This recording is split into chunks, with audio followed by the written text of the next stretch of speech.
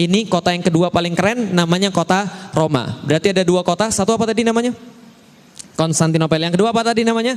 Roma. Dan dua-duanya ini disebutkan langsung oleh Rasulullah Sallallahu Alaihi Wasallam dalam satu hadis yang sama. Dan kita mundur lagi ketika tahun 5 Hijriah.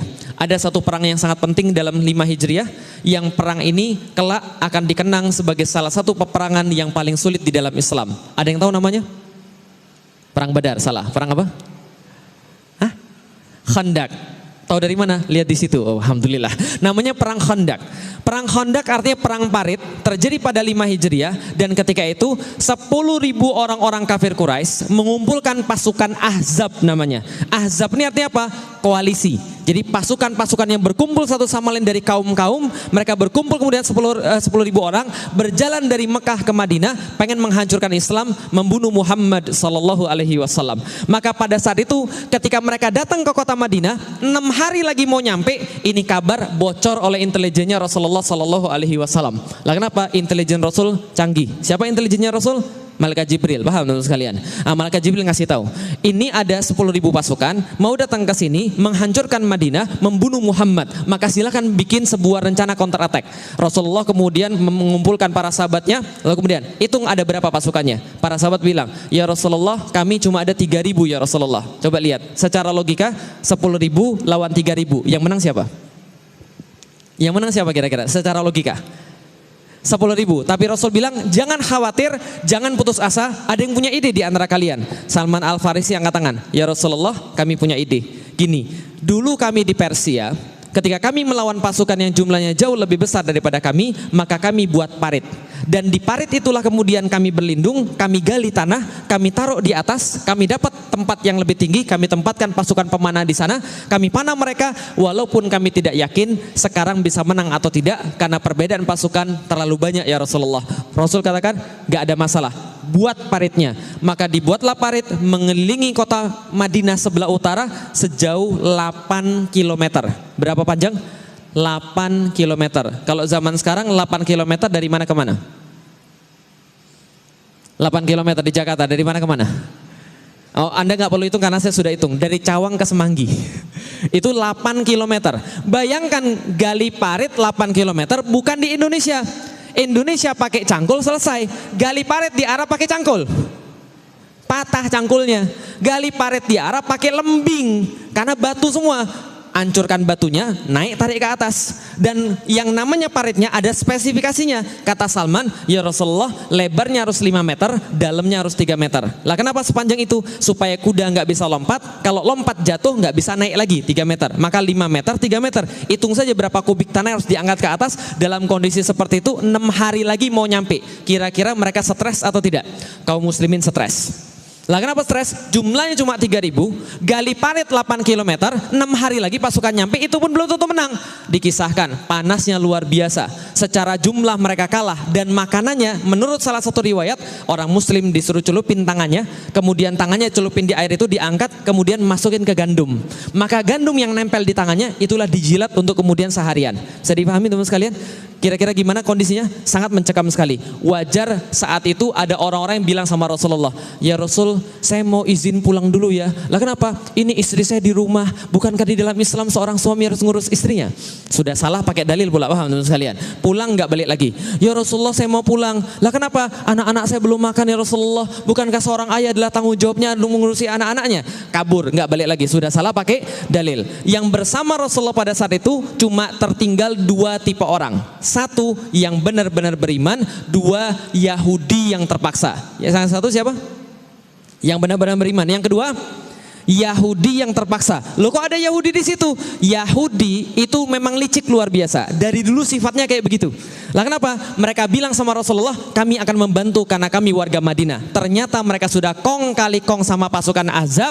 Mereka bilang, nanti kalau kamu datang, kamu akan serang kaum muslim dari depan. Kami akan ganggu istri-istri mereka dan anak-anak mereka. Kami akan ancam bunuh dan kami akan ancam mereka untuk diperkosa. Sehingga mereka tidak tenang. Maka muncul di dalam Al-Quran dalam surat Al-Ahzab menggambarkan peperangan ini, idz ja'akum min fawqikum wa min asfala minkum. Dan ketika datanglah kemudian mereka dari depan kalian dan dari belakang kalian, idz zaghatil absara, ketika kalian bergetar pandangannya, wa balaghatil qulubul hanajir, dan sampai kemudian jantung sampai ke tenggorokan, wa tadzunnuna billahi dzununa, dan Anda banyak prasangka pada Allah Subhanahu wa taala. Allah sudah pergi meninggalkan kita. Allah enggak perhatian lagi pada kita. Kita tidak akan dimenangkan oleh Allah Subhanahu wa taala. Ini yang kejadian. Maka ketika menggali parit, ada dua yang tersisa. Satu, kaum muslimin yang benar-benar beriman. Dua, Yahudi yang terpaksa. Dalam kondisi inilah ada yang nanya pada Rasulullah ketika lagi istirahat, ya Rasulullah, besok yang kita taklukkan kira-kira yang mana dulu? Konstantinopel atau Roma? Faham sampai di sini?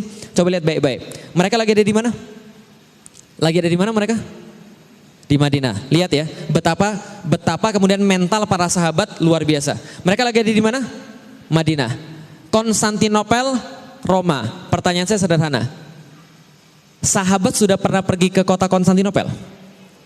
Belum. Sudah pernah lihat Konstantinopel? Belum. Belum pernah pergi, belum pernah lihat. Yang sahabat tahu itu adalah kota yang terbaik, Konstantinopel.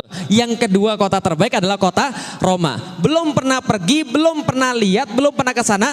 Kalau sekarang ke sana saja Anda dari Madinah pergi ke Konstantinopel itu 3,5 jam naik pesawat. Zaman dulu mereka nggak pernah pergi, nggak pernah lihat. Yang mereka tahu cuma itu tempat paling bagus, paling indah, paling kuat di dunia kotanya. Pertanyaannya pada Rasulullah, ya Rasulullah, yang mana dulu akan kita taklukkan, Konstantinopel atau Roma? Bisa dipahami maksudnya?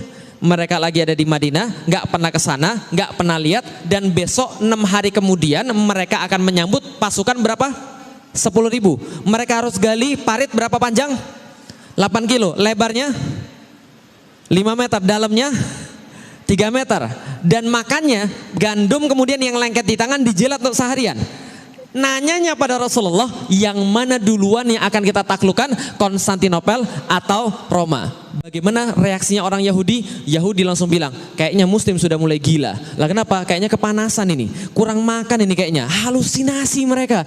Besok udah mau mati, 10.000 nyerang. Ini parit aja belum jadi. Yang mereka pikirin Konstantinopel dan Roma. Gila ini orang Muslim. Ternyata Rasul menjawab pada mereka dengan jawaban yang luar biasa. Ini jawaban Rasulullah Sallallahu Alaihi Wasallam. Madinatu Hiraqlah tuftahu awalan. Wahai para sahabat yang bertanya, kota mana yang terlebih dahulu akan ditaklukkan, Konstantinopel atau Roma? Yang akan ditaklukkan pertama kali adalah kotanya Heraklius, yaitu Konstantinopel. Ketika mendengar ini, Yahudi langsung sontak berkata, wajar aja Muslimnya gila, bosnya juga gila. Paham teman sekalian?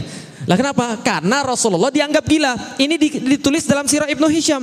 Bahwa kemudian orang Yahudi mengatakan Muhammad gila. Hari ini pun mereka tidak sempat pergi ke WC. Tapi mereka berpikir tentang Konstantinopel, mereka berpikir tentang kota Roma. Coba lihat baik-baik teman sekalian. Pertama, perhatikan mental para sahabat. Para sahabat tidak pernah nanya begini, ya Rasulullah, mungkin nggak kita menaklukkan Konstantinopel? Jelas sampai di sini?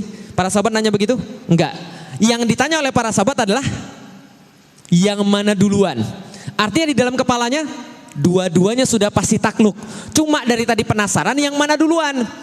Dan Rasulullah Shallallahu Alaihi Wasallam nggak menjawab begini. Udah jangan mikirin jauh-jauh. Bapak lu aja belum masuk Islam. Udah jangan mikirin jauh-jauh. Makan aja susah. Enggak. Yang Rasul berikan pada mereka, lihat, ketika kekurangan makanan, ketika kekurangan bala tentara, ketika kekurangan segala macam, yang Rasul berikan pada mereka bukan bala tentara, bukan makanan, bukan persenjataan. Yang Rasul berikan pada mereka adalah visi. Kalian akan menaklukkan kota Konstantinopel. Singkat cerita, peperangan Ahzab dimenangkan oleh kaum muslimin. Bagaimana cerita nggak mungkin menang tiba-tiba jadi menang? Ada di dalam surat Al-Ahzab dari awal sampai dengan akhir. Silakan dibaca. Singkat cerita, setelah memenangkan itu, Rasulullah mengeluarkan hadis yang lebih luar biasa lagi. La tuftahanal Konstantiniyah, fala ni'mal amiruha, wala ni'mal jaishu dzalikal jaish. Akan ditaklukkan kota Konstantinopel oleh kalian. Pasti kalian akan menaklukkan kota Konstantinopel. Sebaik-baik panglima adalah panglimanya. Sebaik-baik pasukan adalah pasukannya. Ini kemudian disampaikan pada para sahabat, lalu kemudian para sahabat berlomba-lomba ingin menaklukkan kota Konstantinopel. Siapa saja yang berlomba-lomba? Yang pertama namanya Abu Ayyub Al-Ansari. Kenal Abu Ayyub Al-Ansari? Kenal Abu Ayyub Al-Ansari? Kenalan di mana? Oh belum. Tahu Abu Ayyub Al-Ansari? Tahu siapa Abu Ayyub Al-Ansari? Sahabat Ansor, ya iyalah kan ada namanya. Abu Ayyub Al-Ansori adalah orang yang mendapatkan kehormatan ketika Rasulullah hijrah dari Mekah ke Madinah, maka Rasulullah nginep di rumahnya Abu Ayyub selama 7 bulan. Jadi Anda bayangkan, 7 bulan Rasulullah nginep di rumahnya Abu Ayyub. Itu seluruh Madinah iri sama Abu Ayyub. Kalau perang, Abu Ayyub bawa bendera la ilaha illallah Muhammad Rasulullah sebagai penanda bahwa Nabi ada di situ. Jadi ketika perang, biasanya Nabi bawa bendera putih la ilaha illallah Muhammad Rasulullah sebagai penanda bahwa pemimpin perangnya ada di situ. Nah, itu kerjanya Abu Ayyub megangi bendera Nabi Shallallahu Alaihi Wasallam. Ketika Nabi wafat, Abu Ayyub sudah berusia 80 tahun. Ketika sudah berusia 80 tahun, ya kira-kira seumur dengan Pak Haji gitu ya. 80 tahun kemudian ada di situ, tiba-tiba kemudian Abu Ayyub mendengar Muawiyah anaknya, namanya Yazid bin Muawiyah, pengen pergi ke kota Konstantinopel, pengen menaklukkan kota Konstantinopel. Maka Abu Ayyub bilang, anak muda, bapak mau ikut. Yazid bilang, kenapa bapak mau ikut? Saya mau ikut berjihad. Yazid bilang, sudahlah pak, bapak nggak usah ikut lagi pak. Biar kami saja yang muda-muda ini pak. Nanti kalau bapak ikut, bapak nambah beban. Enggak, bapak mau ikut. Kenapa bapak ini maksa-maksa betul mau ikut? Lalu Abu Ayyub bilang, saya punya janji kepada Rasulullah Sallallahu Alaihi Wasallam yang belum saya tunaikan. Maka saya pengen menunaikan janji saya pada Rasulullah Sallallahu Alaihi Wasallam. Lalu kemudian janjinya apa pak? Rahasia. Pokoknya saya mau ikut. Dibawalah Abu Ayyub, di tengah jalan Abu Ayyub sekarat. Ketika sekarat, Abu Ayyub bilang pada Yazid, mayat bapak nanti kalau sudah meninggal jangan dimakamkan dimanapun, bapak tidak ridho. Tapi ini adalah wasiat terakhir bapak, mayat bapak tolong naikkan ke atas kuda yang paling kuat dan yang paling cepat yang kamu mampu, maka larikan kuda itu ke tempat yang paling dekat dengan tembok Konstantinopel, makamkan mayat bapak di sana supaya tunai janji bapak pada Rasulullah Sallallahu Alaihi Wasallam. Apa janji bapak? Aku pernah berdoa di depan Rasulullah Sallallahu Alaihi Wasallam, ya Rasul, aku pengen mendengarkan gemerincing pedang dan derap kaki kuda pasukan-pasukan yang kelak menaklukkan Konstantinopel. Maka Rasul mengaminkan. Maka kemudian mayatnya Abu Ayyub dibawa ke situ, dimakamkan di depan tembok Konstantinopel sebagai janjinya pada Rasulullah Sallallahu Alaihi Wasallam. Pasukan Yazid kalah total. Berikutnya kemudian Maslamah bin Abdul Malik pada tahun 717 bawa 120.000 pasukan pergi ke Konstantinopel, pengen menaklukkan Konstantinopel, nggak mampu juga, kalah total juga. Berikutnya Harun al-Rasyid, Bayezid, Murad, mereka semua mencoba menaklukkan Konstantinopel, tetap nggak bisa juga. Lah kenapa? Konstantinopel adalah tempat yang sangat kuat sekali. Lihat peta pelajaran geografi. Di mana ini? Di mana ini? Oh, di dunia. Ini pasti jawaban anak IPS ini, betul ya? Alhamdulillah. Ini di mana ini? Konstantinopel. Iya, karena kita lagi bicara Konstantinopel. Lihat kota ini. Kota ini di tengahnya ada selat. Betul begitu? Ah, ini selat namanya Selat Bosforus. Selat Bosforus itu membedakan antara Asia dan Eropa. Sebelah sini, nah ini sebelah sini, ini namanya Eropa. Sebelah sini namanya Asia. Bedanya apa? Selat Bosforus, Selat Dardanel. Itu aja bedanya. Jadi kalau seandainya sebelah sini sudah Asia, sebelah sini Eropa, maka Konstantinopel itu terletak di tengah-tengah antara Asia dan Eropa. Satu-satunya kota yang terletak di antara Asia dan Eropa sampai sekarang adalah kota Konstantinopel. Kalau di zoom in kira-kira begini. Nah, ini kotanya. Bentuknya kayak segitiga, di bawahnya lautan, atasnya kemudian lautan, teluk, sebelah kanannya juga lautan, sebelah kiri, sebelah baratnya satu-satunya berbatasan dengan daratan. Dan orang-orang bicara, inilah kota paling indah di dunia. Lah kenapa? Karena langit di Konstantinopel lebih indah daripada kota-kota lain, kata mereka. Nah, ini yang nggak tertaklukkan Bapak Ibu sekalian, namanya Konstantinopel. Ingat baik-baik, bentuknya kayak segitiga, lalu kemudian dipagari oleh kemudian pagar-pagar yang sangat kuat semuanya. Siapa yang menaklukkan Konstantinopel? Ini namanya Muhammad II bin Murad, atau yang kita kenal dengan nama Muhammad Al-Fatih. Dan ini fotonya dibuat ketika dia menaklukkan Konstantinopel. Kira-kira umurnya berapa ketika dia menaklukkan Konstantinopel? Berapa umurnya kalau lihat daripada mukanya? Berapa kira-kira? 50, salah. Berapa umurnya? Lihat gambarnya. 30-an, salah. 40, salah. Berapa bu? Hah? 60, salah. 70, salah. Umurnya ketika dia menaklukkan Konstantinopel, sekaligus ketika dia digambar dengan gambar ini, umurnya 21 tahun. Berapa? 21 tahun. Ketika menaklukkan Konstantinopel. Kok jenggotnya panjang Ustaz? Karena dia orang Turki. Jelas kalau orang Cina nggak punya jenggot. Jadi jangan banyak protes lagi ya. Kadang-kadang ada orang nggak pakai perasaan nanyanya. Ustaz, kenapa Ustaz tidak pelihara jenggot? Berarti Ustaz tidak sunnah. Bukan tidak sunnah, nggak bisa tumbuh. Paham teman sekalian? pakai ini Ustaz, obat penumbuh jenggot Ustaz. Sudah saya coba, saya oles, tumbuhnya malah di sini. Oh enggak, itu guyonan itu. Baik.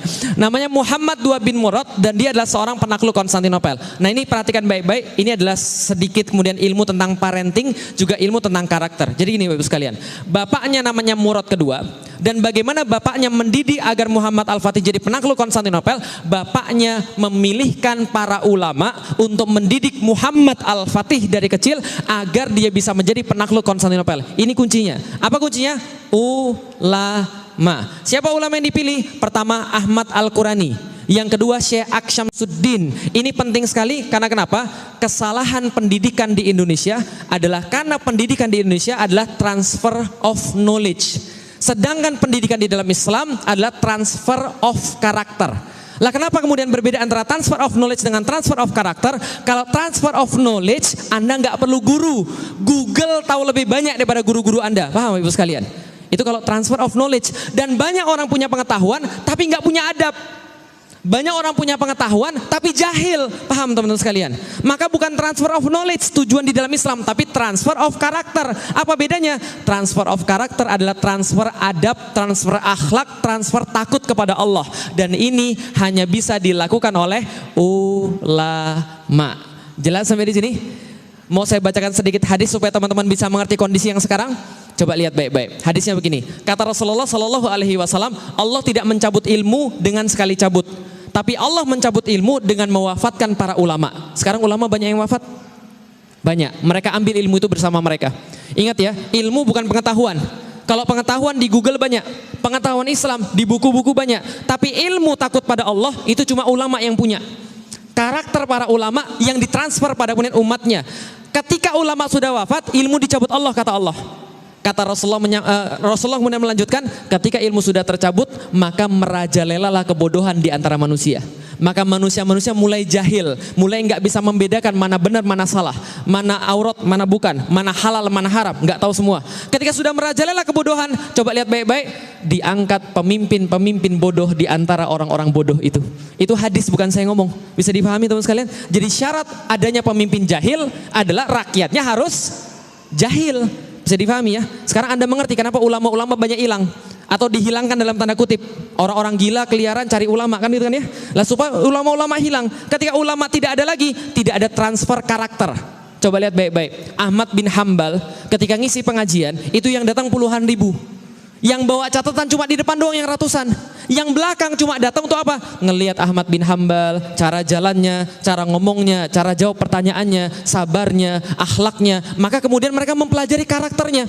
Maka ulama-ulama belajar karakter 40 tahun, belajar ilmu 4 tahun, belajar pengetahuan 4 tahun saja. Yang penting adalah apa? Karakternya sudah jadi. Bisa dipahami teman sekalian. Masalahnya di Indonesia, karakternya ini justru yang salah. Karena transfer karakter itu dengan 3. 1 Al-Quran, 2 kisah, 3 ulama. 1 ulama, 2 kisah, 3 Al-Quran. Coba lihat baik-baik teman sekalian. Di Indonesia, kisah masa kecil itu membuat perbedaan yang sangat luar biasa pada karakter. Kisah membuat karakter yang berbeda. Contoh. Saya mau nanya, Bapak Ibu sekalian, binatang paling cerdas adalah binatang paling cerdas adalah binatang kancil. Kenapa cerdas? Karena bisa bohongin petani, nyuri timun. Paham? Dari kecil kita tuh diajarkan binatang cerdas itu kancil karena dia bisa nyuri timun daripada petani. Lihat nasibnya petani di Indonesia, kacau. Loh kok saya tahu? Saya lulusan pertanian, Mbak, Pak, Bu. Lulusan pertanian, petani Indonesia luar biasa ngeri. Suruh tanam, ketika sudah tanam malah diimpor daripada yang lain. Itu nyesek banget rasanya, paham Ibu sekalian? Sudah nanggung semuanya, suruh tanam, kemudian tiba-tiba diimpor gula, dibakar semua tebunya. Nah kenapa? Petani di Indonesia itu kemudian dicuri terus. Pencuri itu adalah sebuah cita-cita semua orang. Lah kenapa? Kancil cerdas karena mencuri timun. Berarti cita-cita 8 pencuri. Itu kisah masa kecil. Wajar gedenya jadi begitu. Coba lihat lagi apa kisah masa kecilnya. Cowok ngintip cewek mandi. Pernah dapat kisah masa kecil kayak begitu? Pernah dapat? Cowok ngintip cewek mandi. Ternyata ceweknya bidadari. Setelah itu kemudian cowoknya maling kemudian baju ceweknya sehingga dia tidak bisa terbang ke kahyangan lagi. Singkat cerita dia nikah sama cewek. Pelajaran moralnya adik-adik sekalian, maling masuk surga, paham sekalian? Nikah sama bidadari, apa enggak hancur? Ini karakter yang dibuat. Masalahnya karakternya sangat penting sekali. Lah kenapa? Karena kisah membentuk karakter. Nggak percaya, coba lihat. Anda semua berbuat berdasarkan referensi. Mau fight atau mau flight. Mau lawan atau mau kemudian kabur. Mau nyerah atau mau kemudian mau lanjut. Itu tergantung referensi. Contoh, nih, siapa yang baru pertama kali ketemu saya angkat tangan? Yang baru pertama kali ketemu saya angkat tangan? Oh, lumayan banyak. Kita nggak pernah ketemu sebelumnya kan ya? Oke, tapi saya bisa menebak pikiran Bapak Ibu sekalian. Oh, berarti Ustaz seorang mentalis. Oh bukan, alhamdulillah. Tapi saya bisa nebak, nggak percaya. Nih coba lihat. Nggak usah dijawab pertanyaannya, jawabnya dalam hati saja. Jelas? Jawabnya dalam hati saja. Tapi walaupun ada jawab dalam hati, tapi saya sudah tahu jawabannya apa. Nih, nggak usah jawab ya. Apapun makanannya, minumannya, nggak usah jawab. Kira-kira yang semua dalam kepala Anda kira-kira sama atau tidak? Kenapa bisa begitu? Kekuatan referensi. Maka yang diceritakan dari awal pada anak-anak itu pengaruhnya luar biasa. Di Inggris ada satu penelitian, kalau saya nggak salah baca. Jadi penelitiannya begini, ya ini agak sial bagi sebagian orang ya, tapi coba lihat begini. Di Inggris itu satu TK dibagi dua. Jadi satu TK ada 40 orang dibagi dua. Satu diceritain tentang kisah folklore gitu ya, kisah rakyat. Satu lagi juga diceritain tentang kisah rakyat. Kisahnya sama. Kisah di Inggris yang paling terkenal apa Pak? Apa? Robin Hood. Oh itu kisah zaman sekarang. Nah, zaman dulu kesatria menyelamatkan Tuan Putri melawan naga. Jelas ya? Nah diceritain begini. Kisah yang satu, kesatria mau menyelamatkan Tuan Putri melawan naga, patah pedang, patah kaki, patah tangan. Lalu dia bilang, sudah saya menyerah sajalah. Lah kenapa? Kayaknya nggak mungkin menang lawan naga. Masa manusia lawan naga? Biarin aja Tuan Putrinya sama naga. Akhirnya dia nyerah. Yang satu lagi, patah pedang, patah tulang, patah tangan. Tapi dia nggak menyerah. Pokoknya dia terus berjuang. Akhirnya kemudian dia berhasil membunuh naga somehow. Kemudian dia berhasil menyelamatkan Tuan Putri. 20 tahun ke depan, yang diceritakan tentang yang kesatrianya nyerah, itu lebih cepat nyerah. Nggak mau kemudian struggle, nggak mau kemudian keras dalam kehidupan. Yang satu lagi yang diceritakan bahwa kesatria menang, maka dia senantiasa untuk kemudian kuat dalam kehidupan, melawan apapun dia nggak pernah nyerah. Bisa dipahami teman-teman sekalian. Kisah sangat berpengaruh. Muhammad Al-Fatih pertama-tama dididik oleh seorang syekh namanya Syekh Ahmad Al-Qurani. Kalau lihat dari namanya yang diajarkan apa? Al-Quran. Muhammad sini, oh ternyata anak ini anak sultan, anak orang kaya, petantang-petenteng. Maka Ahmad Al-Qurani bilang pada bapaknya Sultan Murad, Sultan mohon maaf, apakah boleh ini anak saya didik dengan cara saya? Silakan saja, silakan saja Syekh. Lalu Syekhnya ngambil kayu, kemudian dia panggil, Muhammad sini. Muhammadnya datang, dipukul pakai kayu, cetar, kayunya patah. Muhammadnya down, Muhammad kecilnya down, tapi bukan down dalam arti jelek, langsung nurut pada gurunya. Dalam waktu 8 tahun dia menghafalkan Al-Quran. Jadi usianya 8 tahun dia menghafalkan Al-Quran gara-gara pukulan gurunya. Ketika dia sudah gede, dia tulis dalam bukunya, pukulan itulah yang membuat saya jadi Muhammad Al-Fatih seperti sekarang. Andaikan tidak ada pukulan daripada Syekh Ahmad Al-Qurani, mungkin saya nggak jadi seperti sekarang. Lihat baik-baik, kalau gurunya benar, gurunya baik, pukulannya aja itu sakti. Paham teman sekalian? Mukulnya aja jadi kayak begini. Bisa dipahami ya? Tapi kalau gurunya nggak benar, mukulnya bahaya. Zaman dulu guru dipercaya. Zaman sekarang ada wali mukul kemudian muridnya, yang terjadi lapor Komnas HAM, paham? Lapor kemudian polisi. Ini masalahnya. Lah kenapa? Guru nggak dipercaya. Padahal guru itu insya Allah benar, insya Allah kalau didik murid. Kalau dia memang guru yang benar. Ahmad Al-Qurani membentuk Muhammad Al-Fatih. 8 tahun dia menghafalkan Al-Quran. Gurunya yang kedua namanya Aksyamsuddin. Aksyamsuddin ini siapa? Seorang guru yang ahli dalam berbagai hal. Herbal dia ahli, astronomi dia ahli, sejarah dia ahli, bahasa dia ahli. Maka tugasnya setiap hari, coba catat baik-baik, mengisahkan tentang kisah-kisah kepahlawanan kepada Muhammad Al-Fatih. Kisah siapa saja? Kisah Rasulullah, sirah nabawiyah, sirah sahabat, panglima-panglima besar di dalam Islam. Semua diceritakan pada Muhammad Al-Fatih sehingga membentuk karakter-karakter kepahlawanan. Mohon maaf kalau boleh saran, kalau ada yang punya anak di rumah, anak kecil, di rumah minimal punya sirah nabawiyah. Di rumah punya sirah nabawiyah. Apa itu sirah nabawiyah? Kisah perjalanan hidup Nabi Muhammad sallallahu alaihi wasallam. Referensi Ustadz? Boleh. Kalau yang rajin baca, beli sirah nabawiyah tulisan Ibnu Hisham. Adanya 2 jilid. Ibnu Hisham, sirah nabawiyah. Yang kalau sana enggak baru belajar baca, yang 1 jilid ada. Yang ditulis oleh Syekh Sofiur Rahman Mubarakfuri. Itu 1 jilid sirah nabawiyah. Silahkan sediakan di rumah. Kalau nggak ada sirah nabawiyah, pertanyaan saya, antum mau didik anak-anak antum seperti apa caranya? Bisa dipahami Bapak sekalian? Karena kenapa? Karena kita semua berpusat pada Rasulullah. Lah kalau nggak ada cara hidup Rasulullah di dalam rumah kita, bukunya, lah terus kita mau tahu dari mana? Anak ini dibacakan tentang sirah nabawiyah, bagaimana perangnya Nabi, bagaimana akhlaknya Nabi, bagaimana Nabi ketika bergaul dengan orang lain, semua diceritakan pada anak ini. Sehingga anak ini umur 11 tahun sudah punya jiwa kesatria. Bayangkan 11 tahun Muhammad Al-Fatih bikin syairnya tentang jihad. Itu Muhammad Al-Fatih. Kalau anak zaman sekarang 11 tahun bikin apa? Bikin masalah ya. Anak zaman sekarang bikin surat cinta, nembak pada pacarnya, ditolak lalu kemudian ngancem bunuh diri dari tower BTS. Kan itu kan ya. Ini zaman sekarang. Lah kenapa? Gara-gara tontonannya salah, gara-gara ceritanya salah. Apa tontonannya? Ganteng-ganteng sering gila. Ya wajar aja. Stres makanya, paham terus sekalian. Nah, ini kemudian Muhammad Al-Fatih. Dan sebelum kemudian dia jadi dewasa, dia kemudian diajak oleh Syekh Aksyamsuddin untuk menuju ke Hagia Sophia dari kejauhan. Jadi ngelihat Hagia Sophia dari kejauhan. Kemudian dia bilang begini, Muhammad, lihat. Apa itu? Konstantinopel, guru. Lihat itu apa? Hagia Sophia, guru. Lalu kemudian gurunya bilang, sudah banyak yang pengen menaklukkan kota Konstantinopel. Bapakmu sudah pernah coba dan bapakmu gagal. Kakekmu sudah pernah coba, kakekmu juga gagal.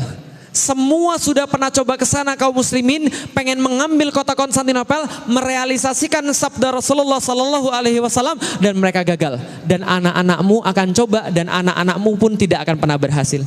Lah kenapa wahai guru? Gurunya bilang, saya senantiasa berdoa pada Allah Subhanahu wa taala. Dalam sujud-sujud saya ketika tahajud saya selalu minta pada Allah Subhanahu wa taala, ya Allah, saya yakin betul yang dimaksud dengan orang yang terbaik yang menaklukkan Konstantinopel, yang memimpin pasukan terbaik adalah engkau Ananda Muhammad, engkau penakluk Konstantinopel. Diyakinkan sama gurunya, dia penakluk Konstantinopel. Sejak saat itu umur 8 tahunan dia yakin, saya Muhammad orang yang kelak akan menaklukkan kota Konstantinopel. Dan hasilnya beda. Lihat hasilnya, orang yang sudah yakin sama orang yang belum yakin. Orang yang sudah yakin menguasai 8 bahasa ketika berumur 16 tahun. Anda berapa bahasa? Sekarang sudah lebih 16 tahun kan ya? Berapa bahasa? Alhamdulillah 4 Ustaz. 1 bahasa Indonesia, 2 bahasa Inggris, 3 bahasa daerah, 4 bahasa isyarat. Alhamdulillah gitu ya. Nah ini dia 8 bahasa ketika berumur 16 tahun. Dan dia menjadi sultan ketika berumur 12 tahun. Apalagi semenjak balik hingga meninggal dia tidak pernah melewatkan sekalipun sholat rawatib dan sholat tahajud. Kenapa? Karena dia punya permintaan khusus kepada Allah Subhanahu wa taala. Pelajarannya adalah kalau Anda pengen lebih daripada orang lain, tolong berbuat lebih daripada yang lain. Kalau Anda pengen sesuatu yang lain pengennya beda, tapi Anda berbuatnya sama, kata Einstein, Anda orang gila. Karena hanya orang gila yang pengen hasil berbeda dengan cara yang sama. Contoh misalnya, ya Allah saya pengen yang lebih daripada tetangga saya. Ya buatlah yang lebih daripada tetangga. Ibadahnya lebih, kerjanya lebih, usahanya lebih. Lah kalau Anda pengen lebih, itu aja kemudian kerjaannya, lalu Anda minta lebih, itu tidak tahu diri namanya. Paham teman-teman sekalian? Konsep di dalam Islam, iyyaka na'budu wa iyyaka nasta'in. Kalau Anda pengen minta pada Allah, pengen minta lebih, maka berbuatlah ibadah yang lebih. Iyyaka na'budu, ya Allah aku sudah beribadah. Iyyaka nasta'in, sekarang aku minta padamu ya Allah. Maka Muhammad Al-Fatih pengennya adalah menaklukkan Konstantinopel. Dia tahu sebaik-baik pasukan adalah pasukannya, sebaik-baik pemimpin adalah pemimpinnya. Untuk jadi pemimpin terbaik, berarti harus paling dekat dengan Allah. Gimana caranya dekat dengan Allah? Dawamkan sunnah nawafil. Bagaimana caranya? Salat rawatib kemudian lanjutkan terus menerus, salat tahajud terus menerus juga. Akhirnya dia lakukan itu semua dan tidak hanya itu, tapi dia membentuk pasukan yang terbaik. Namanya pasukan Inkisaria.